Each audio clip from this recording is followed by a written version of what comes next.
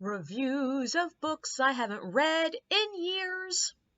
We're gonna cover Anne McCaffrey, the Pern series. I may not give all these books their own video, but I'm definitely going to give this one its own video. This is Dragonsdawn. This is the first chronologically in the series. I believe it is nowhere near the first she wrote. This is the one that really sort of rubs it in your face that, hey, no, this is really sci-fi. This is not fantasy. Because one of the things I love about this series and hate is the fact that it feels like fantasy. Its vibes are fantasy. The world, like for the majority of the series, is clearly fantasy, but it's actually built on a sci-fi premise.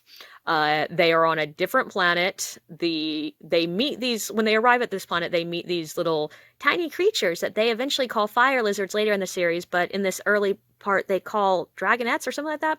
But they're cute and they become very good pets because they're slightly psychic.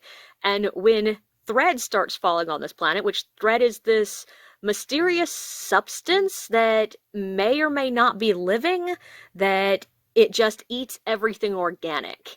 And if it gets into the soil, it will destroy the environment of like a mile-wide circle. But it's killed by water and fire.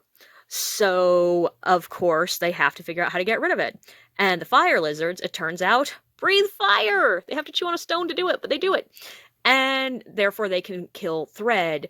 And because they are isolated on this colony planet, far from any chance of help, like literally decades from any chance of help, and with not enough fuel to keep, using their planes basically to burn this stuff out of the sky, and it keeps falling, they decide to biogenetically engineer giant fire lizards into dragons, make them more intelligent, and make them permanently bonded to humans.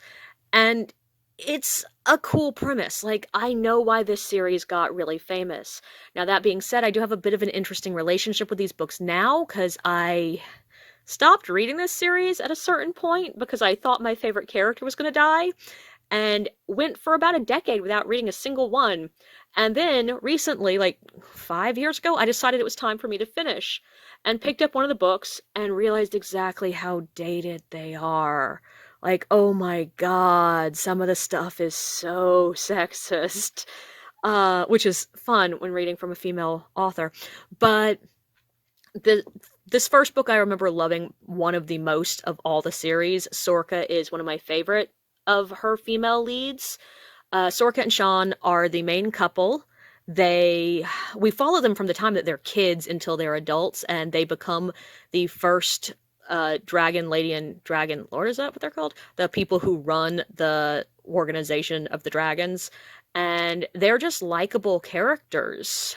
And this book is one that's told from, I think, dozens of different perspectives. You meet so many of the original colonists, which is fun because all the places in the world are named after them. So, like, if you've read the other books first, you're like, oh my god, I know Bendon. Now we're meeting the person Bendon. It's a cool little book. I like it.